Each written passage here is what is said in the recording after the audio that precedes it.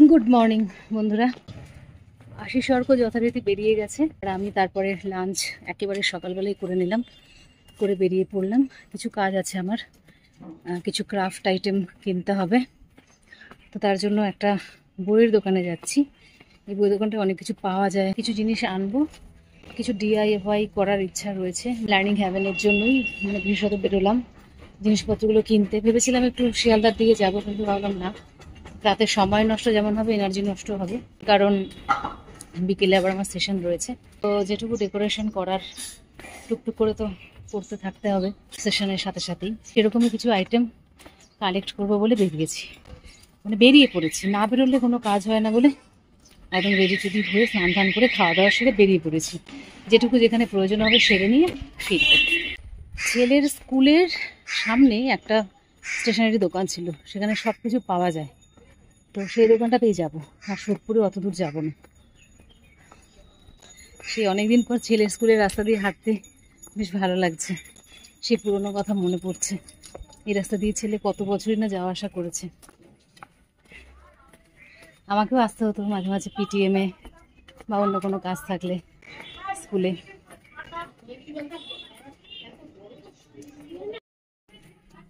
এই যে এই গলির ভেতর দিয়ে প্রচুর যাওয়া আসা করেছি এক সময়।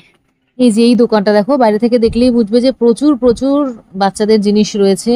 পেন্সিল, রাবার, বিভিন্ন ধরনের educational toys, paper, art paper, A4 colour paper, everything, মানে সব কিছুই মোটামুটি পাওয়া যায়। মাঝে মাঝে বন্ধুরা অনেক কাজ করে নেওয়ার পর ইচ্ছে করে একটু রিফ্রেশমেন্ট, তাই না? তো আমাদের এখন এই যুগে, মানে কোভিডের পর থেকে যে যুগটা স্টার্ট হয়েছে, আমার তো মনে হয় একদম নিউ যুগ স্টার্ট হয়েছে আফটার কোভিড। কেন? কারণ সবাই প্রচন্ড পরিমাণে অনলাইনের মার্কেটটার এই রমরমার কারণে এখন কিন্তু শপিংটাও অনলাইনে চুটকিতে হয়ে যায়। এবারে বলবে যে অনলাইনে শপিং করলে অনেক বেশি কেনা হয়ে যায়, লিমিট থাকে না, সব সময় কিনতে থাকি তাই কেনাকাটা বেড়ে যায়। আবার এটাও কিন্তু ঠিক যে অনলাইনে কেনাকাটা করতে গেলে তুমি কার্টে রেখে দিতে পারো, তুমি হাজার একটা জিনিস দেখে না নিতে পারো, কিন্তু শপে গিয়ে তুমি কি সেটা পারবে? শপে গিয়ে অনেক জিনিস দেখে তুমি যদি না নাও, তোমাকে সামনে না হলেও পেছনে হলেও কয়েকটা বাজে কথা বলবে। অনেক খাটাখাটনি করতে হয়েছে, কিছুই লাভ হয়নি। কিন্তু সেই ক্ষেত্রে টেকনোলজি তোমাকে কিছু বলে না, টেকনোলজি তোমাকে সাপোর্ট করে। সেই ক্ষেত্রে দেখা যায় তুমি বেশ কিছুটা সময় অনলাইনে জিনিস ঘাঁটতে ঘাঁটতে, সুন্দর সুন্দর জিনিস দেখতে দেখতে রিফ্রেশমেন্টও পাও, আবার কখনো কখনো কোনো প্রয়োজন হলে জিনিস কিনেও নিতে পারো। আবার চট করে মানে পরের দিনে ডেলিভারি আছে বা 10 মিনিটের ডেলিভারি, এরকম আইটেমও কিন্তু নিয়ে নিতে পারি খুব প্রয়োজনের সময়। বাইরে যেতে হচ্ছে না, সময় বাঁচছে আর এনার্জিও বাঁচছে। সেই রকমই আমিও কিছু বাজার করেছি। কি কি বাজার করেছি তোমাদের খুব পছন্দ হবে। প্রথমেই দেখাবো এই যে এই দুলটা। এই দুলটা কিন্তু পছন্দ হওয়ার মতো একটা সেট, মাল্টি কালার, বিভিন্ন ড্রেসের সাথে যাবে, একটু ইউনিক দেখতেও। সচরাচর এরকম দুল কিন্তু দেখতে পাবে না। যখন কোনো কালার খুঁজে পাই না, এই দুলটা আমি চট করে পরে নিই, যে কোনো ড্রেসের সাথে একদম মানিয়ে যায়, কোয়ালিটিটা ভালো। আমার পছন্দের জিনিসই আজকে দেখাচ্ছি। এরপরে ডেলি ওয়্যারের জন্য একটা দুল দেখাচ্ছি। তোমরা বলেও ছিলে আমাকে ডেলি ওয়্যারের দুল একটু দেখাতে, তো আজকে দু একটা দেখাচ্ছি। এ দেখো, ছোট ছোট স্টোন এখানে সেটিং রয়েছে আর নিচে একটা বড় স্টোন, আর খুব গ্লেজ। এটা আমেরিকান ডায়মন্ড, দামেও সস্তা। এটাও আমার একটা ডেলি ওয়্যারের দুলের মধ্যে পড়ে, মানে যখন কিচ্ছু খুঁজে পাই না, এটা সব ড্রেসের সাথে যায়, যেহেতু স্টোন সেটিং আর খুব সুন্দর দেখতে। আরো একটা এরকম স্লিকের উপর জুয়েলারি দেখাচ্ছি, যেটা আমার এখন এখন আমার ভীষণ ফেভারিট। এটার মধ্যে যেটা আকর্ষণীয় সেটা হচ্ছে এরকম লম্বা একটা চেন, মধ্যে মাঝে মাঝে এরকম ডিজাইন করা আছে। আর পেন্ডেন্টটা তো আর কিছু বলার অপেক্ষা রাখে না, যে কোনো ড্রেসের সাথে একদম হালকা যদি সাজতে চাও কিন্তু স্টাইলিশ, এটা গলায় ঝুলিয়ে নাও, ভীষণ সুন্দর। এইবারে দেখাবো স্কিন কেয়ার প্রোডাক্ট। মানে শুধুমাত্র সাজুগুজু করলেই তো হবে না, স্কিনটাকে ভেতর থেকে ভালো করতে হবে। তার জন্য এই যে, এটা ওয়াইল্ড টারমারিক নয়, এটা হচ্ছে হার্বাল টারমারিক পাউডার, জাস্ট কাঁচা হলুদকে শুকিয়ে গুঁড়ো করা। এটা কিন্তু স্কিন কেয়ারের জন্য ভীষণ ভালো। এটা কালারটা দেখলেই বুঝবে, যেটা এমনি যে বাজারে যে হলুদ কিনতে পাওয়া যায় তার থেকে ডিফারেন্ট কালার দেখো, ঠিক আছে, ইয়েলো অকার, গন্ধটা তো মানে পিওর টারমারিকের মতো। আর একটা দেখাবো আমি বডি স্প্রে, যেটা আমি আর না বললেই নয়, এই যে স্পিনস এর বডি স্প্রে, এই পার্পেল কালারটা অসাধারণ, এক কথায় অসাধারণ। বডি স্প্রে হলেও আমি বডিতে দিই না কোনো সময়, আমি ড্রেসেই দিয়ে দিই। তো এটা আমার দারুণ লাগে, তাই তোমাদের আরেকবার দেখালাম। ফেসিয়াল স্ক্রাব, খাদি ন্যাচারালের ভীষণ ভালো ব্র্যান্ড, তোমরা জানো। স্ক্রাবার হিসেবে ব্যবহার করা হয় এটা, এরকম। এটা স্ক্রাবিং এর জন্য লাগবে, এই যে আগে ইউজ করেছিলাম, কিন্তু এইটা নতুন, এটা ইউজ করা হয়নি এখনো। মানে ট্যান রিমুভ করে দেয়, আলাদা করে ব্রাইট হয়ে যায় স্কিনটা, খুব সুন্দর জিনিস। ভিতরে গুড়ি গুড়ি একটা জিনিস আছে, তার জন্য ডেড সেলটাকে তুলে দেয়। তো এই হলো আজকে সন্ধ্যাবেলায় তোমাদের দেখানো আমার ভরপুর বাজার, এবং কিছুটা রিফ্রেশমেন্ট, কিছুটা প্রয়োজন, কিছুটা ভালো লাগা। জুয়েলারি, স্কিন কেয়ার প্রোডাক্ট আর বডি স্প্রে, এই সবগুলোর লিঙ্ক ডেসক্রিপশন বক্সে একদম গোটা গোটা করে দিয়ে রেখেছি, ওখানে গিয়ে তোমরা দেখে নিতে পারো এবং পারচেস করে নিতে পারো। কারণ এখন অ্যামাজনে চলছে ওয়ার্ড্রপ ফাঁকা করার সেল, মানে স্টক ক্লিয়ারেন্স। খুব কম দামে, খুব ভালো অফারে সমস্ত জিনিস তোমরা পেয়ে যাবে। আমি কিন্তু এটা জানি যে ডেলি ওয়্যারের ইয়ারিং গুলো তোমাদের পছন্দ হয়েছে দারুণ। এরপর আবার একটা জায়গায় এলাম, স্ট্যাম্প বানানোর আছে একটা, ওটা অর্ডার দিলাম। সামনেই দেশবন্ধু বিদ্যাপীঠ,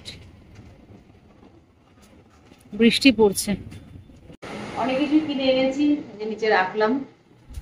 আর আজকে বাইরের ওয়েদার খুব একটা ভালো না, তো সেই জন্য আমার দুটো বাচ্চা আজকে সেশন ছিল, তারা ফোন করলো যে এই বৃষ্টিতে কি করে আসবো বাচ্চাকে নিয়ে, তাহলে রেইনকোট পরে যেতে হবে। তো সেগুলো আমি বারণ করলাম যে না, তাছাড়া জ্বর এসেছিল নাকি কালকে, বারণ করলাম যে না আজকে আসতে হবে না, থাক, দেখছি কাল বা পরশু পরশু যেভাবে পারবো আমি সেশনটা অ্যারেঞ্জ করব ওদের জন্য। একদিকে আমি টাইম পেলাম আজকে কিছুটা, যেহেতু আমি ক্রাফটেড আইটেমগুলো এনেছিলাম, রুমটা একটু ডেকোরেশন করব, সেই টাইমটা বলতে পারো পেলাম। দেখি কতটুকু কি করা যায়। এদিকে আবার স্কুল থেকে নোটিশ চলে এসছে, স্কুলে যেতে হবে 9 তারিখ থেকে। এদিকে 10, 11, 12 আমাদের স্পেশাল এডুকেটরদের ওয়ার্কশপ রয়েছে, সেখানে অলরেডি আমার রেজিস্ট্রেশন হয়ে গেছে। তো জানি না কি করবো, সেই ব্যাপারটা নিয়ে একটু চিন্তায় রয়েছি। দেখি কোনো ব্যবস্থা তো করতেই হবে, ভাবছিলাম আজকে একটা মেল করে দেব। তো দেখা যাক, কিছু একটা ব্যবস্থা হবে আশা করি। মানে একটু চাপ বেড়ে গেল বিভিন্ন দিক থেকে। এখন ঘড়িতে বাজে 6টা, ছেলের আসার টাইম হয়ে গেল। ছেলে আজকে বেরিয়েছে, ও কলেজে গেছে। বৃষ্টিটা পড়ছে ভালোই, আসতে পারতো না ওরা। দেখো বাইরে দেখাচ্ছে কিরকম বৃষ্টি পড়ছে।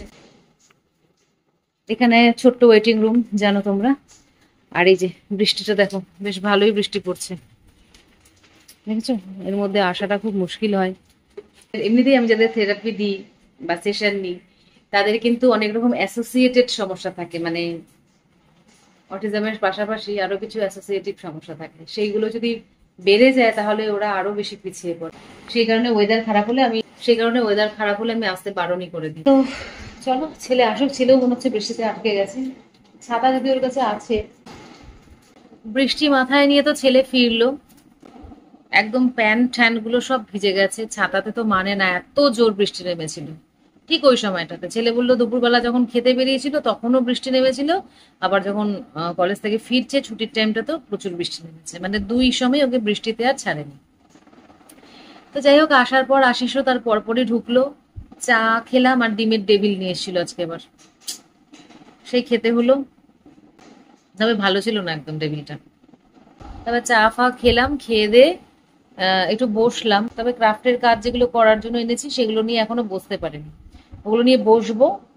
ওগুলো নিয়ে বসতে হবে, কারণ কিছু কাজও থাকে, যেমন আজকে দেখলে যে অ্যামাজন থেকে কিছু জিনিস এনেছি, সেগুলো তোমাদের দেখালাম। কাজ তো থাকে না, তো সব কাজগুলোকে ম্যানেজ করে নিতে হয়। তাছাড়া স্কুলে একটু জানালাম যে আমার এরকম প্রোগ্রাম পড়ে গেছে সিআরই, তো আমার তো ছুটি লাগবে, সেক্ষেত্রে একটা মেল করে দেবো ফর্মালি।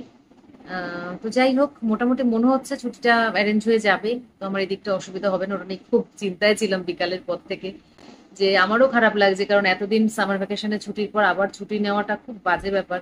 যদিও বাচ্চারা এখনো আসবে না, ওদের দেরি আছে খুলতে, সেই জন্য একটুখানি মানে বলেই ফেললাম আর কি, ব্যাপারটা নিয়ে, নাহলে হয়তো বলতাম না, ওখানে টাকাটা গেছে যেহেতু যেহেতু আমি স্কুলে জয়েন করে নিতাম বাচ্চারা এলে। প্রয়োজন যেটা সেটা তো না বলে চলবে না। তো ওই দিকটা মোটামুটি মানে মনে হচ্ছে সর্টেড। আর এইদিকে এদিকটাও মোটামুটি সর্টেড, কারণ কাল বৃষ্টি হবে না গুগলে দেখলাম আর কি। কাল যদি বৃষ্টি না হয় তাহলে দুজনকেই ডেকে নিয়ে সেশনটা দিয়ে দেবো, কারণ ওটা নিয়ে একটা চাপ থাকে যে সেশনটা ছিল অথচ আমি দিতে পারলাম না। তো মোটামুটি এখন একটু চিন্তামুক্ত হয়ে গেছি। তো আর কি, এবার তাহলে রান্না বান্না করবো। রান্না বান্নাটা নিয়ে কোনো চিন্তা হয় না, কারণ এত বছরের অভিজ্ঞতায় রান্না নিয়ে চিন্তা করি না, একদম না। এখন যদি রান্না নিয়ে চিন্তা করতে হয় তাহলে আর এত বছর অভিজ্ঞতার কোনো মানে নেই। তো ভাত বসাবো, আশিস বললো যে ভাত তাহলে সবার জন্যই বসিয়ে দাও, আজকে আর রুটি আনবো না, ভাত বসিয়ে দেবো। মাছের ঝোল আছে, ডালও আছে, ভেন্ডি ভাজাও একটু আছে, তবু আর একটুখানি কিছু ভেজিটেবল করবো, করে খেয়ে নেবো। আজকের মতো বিদায় দাও বন্ধুরা, আবার তোমাদের সাথে দেখা হচ্ছে একদম ডেফিনেটলি পরের ব্লগে। Bye, take care and love you all.